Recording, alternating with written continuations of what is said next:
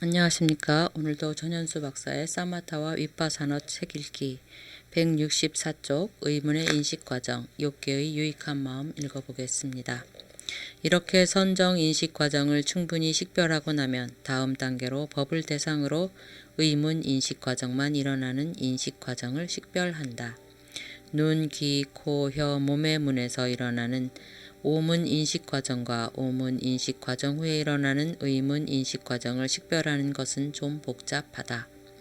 오문 인식과정에는 일어나는 마음의 종류가 많다.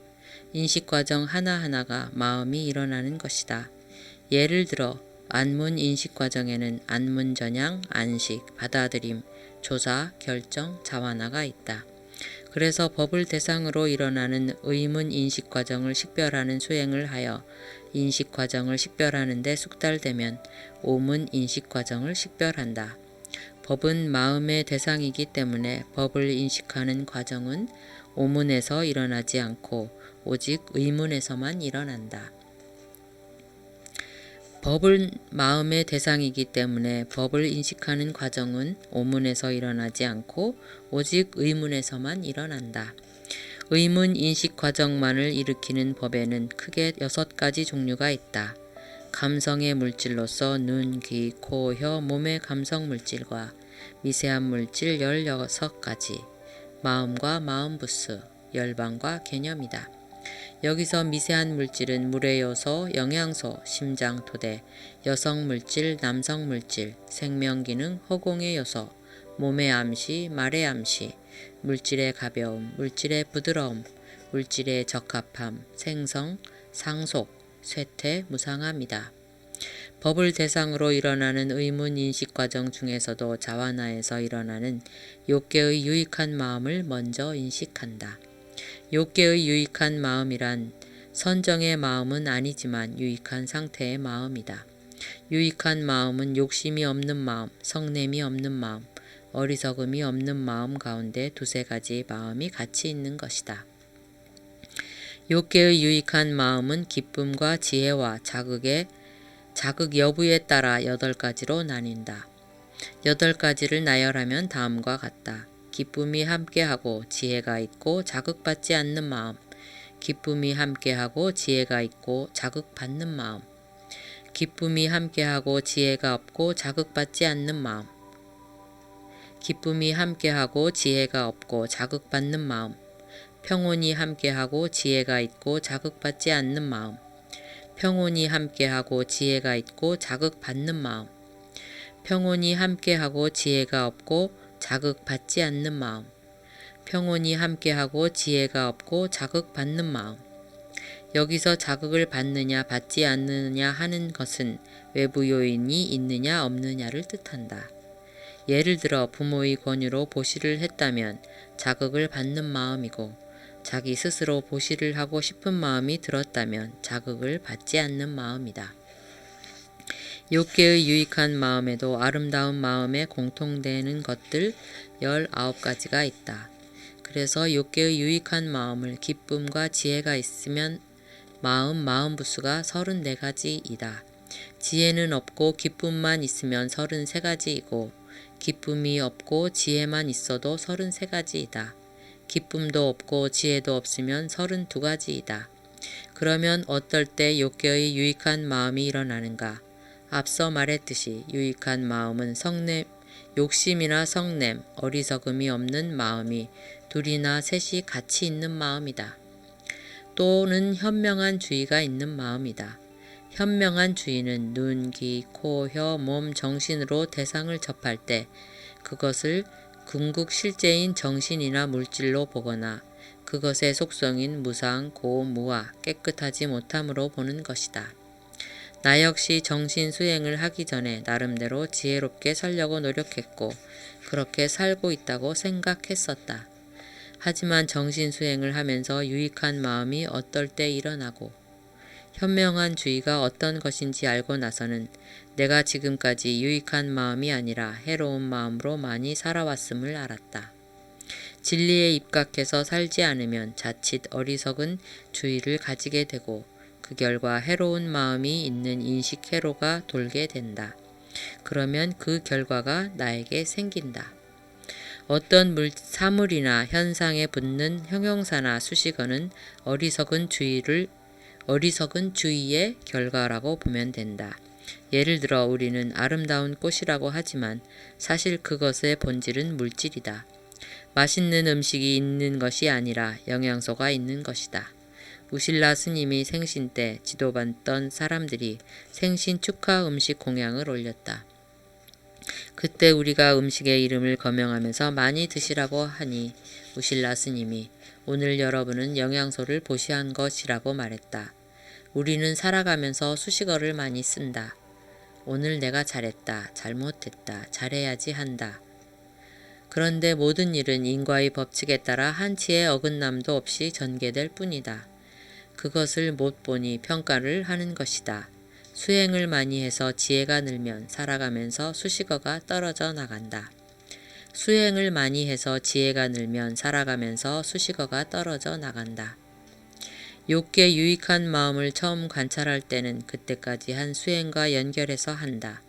예를 들어 죽음을 계속해서 생각한 명상을 통해 자신이 죽는 순간으로 이동하여 자신의 죽음이나 궁극 정신이 사라지는 것을 보고 나서 나도 언젠가 죽을 것이다 하고 결정을 하면 이것이 의문전향이 된다. 의문전향 후 욥게 유익한 마음의 자완화가 7번 일어난다.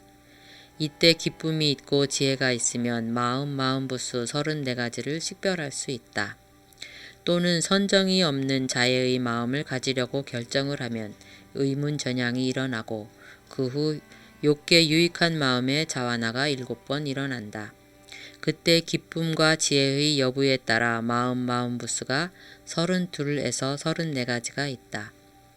붓다를 계속해서 생각한 명상 후 부처님은 번뇌가 없다 하고 결정을 하면 의문전향이 일어나고 욥게 유익한 마음의 자완화가 7번 일어난다. 욥게 유익한 마음의 자완화 후 등록이 2번 일어날 수도 있고 일어나지 않을 수도 있다. 등록도 자완화 후에 일어나는 인식 과정의 하나이고 마음이다.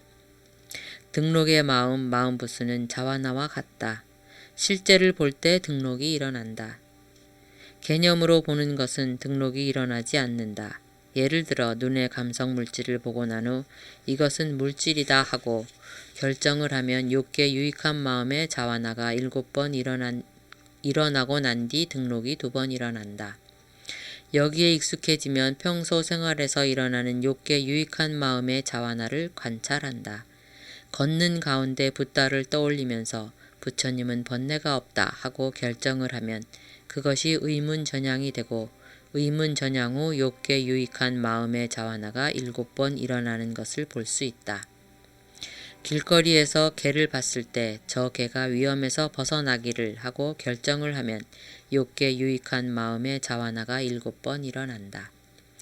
잠시 아름다운 마음부수를 설명하고 넘어가겠다.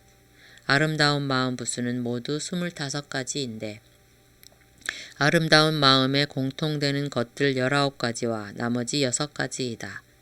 나머지 6가지 중 하나인 지혜의 기능은 선정인식 과정의 마음부수에서 설명했다. 나머지 5가지는 바른말, 바른행위, 바른생계라는 3가지 절제의 마음부수와 연민, 함께 기뻐함이라는 2가지 무량의 마음부수이다. 바른 말은 거짓말, 이간질하는 말, 욕설, 잡담을 하지 않는 것을 말한다. 바른 행위는 살아있는 생명을 죽이는 것, 훔치는 것, 성적으로 잘못된 행위를 하지 않는 것, 바른 생계에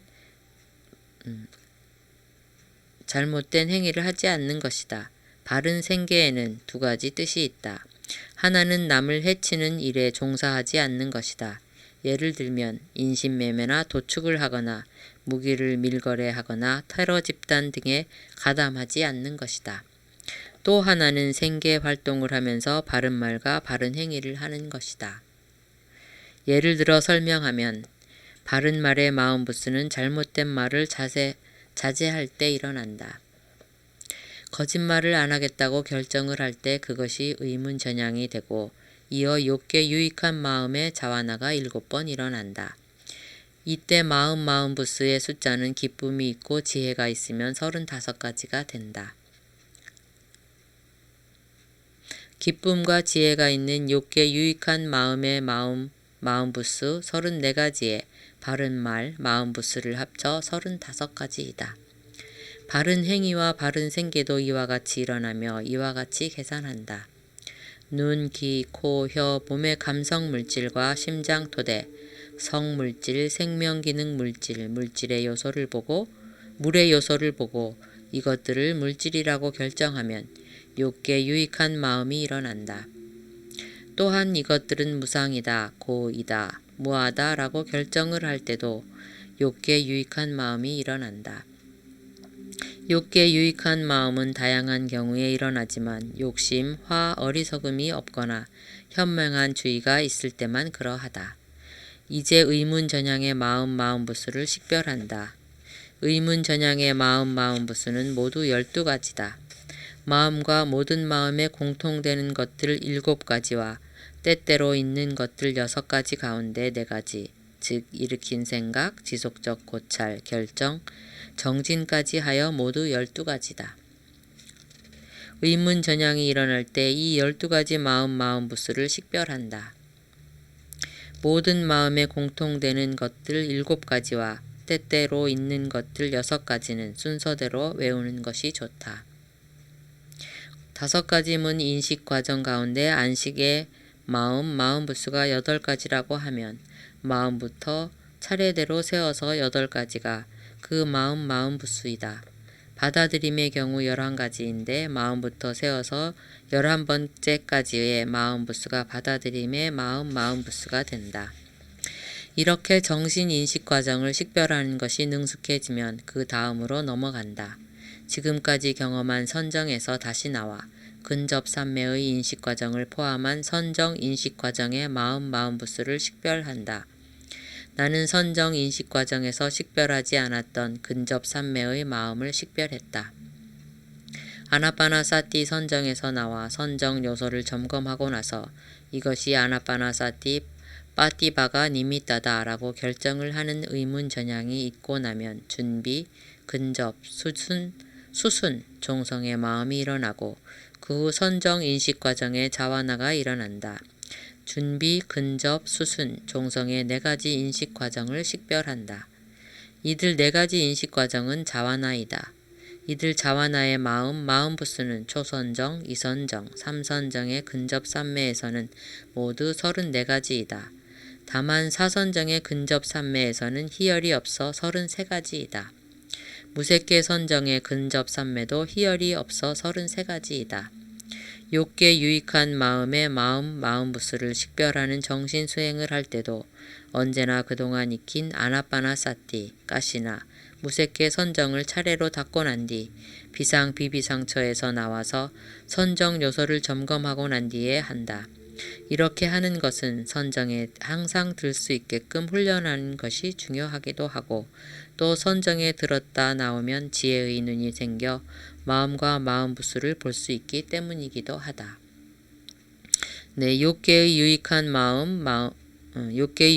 마음의 마음부스를 식별하는 정신 수행을 할 때도 언제나 그동안 익힌 아나빠나사티, 가시나, 무색계 선정을 차례로 닦고 난 뒤 비비상처에서 나와서 선정 요소를 점검하고 난 뒤에 한다. 이렇게 하는 것은 선정에 항상 들 수 있게끔 훈련하는 것이 중요하기도 하고 또 선정에 들었다 나오면 지혜의 눈이 생겨 마음과 마음부스를 볼 수 있기 때문이기도 하다라고 되어 있습니다.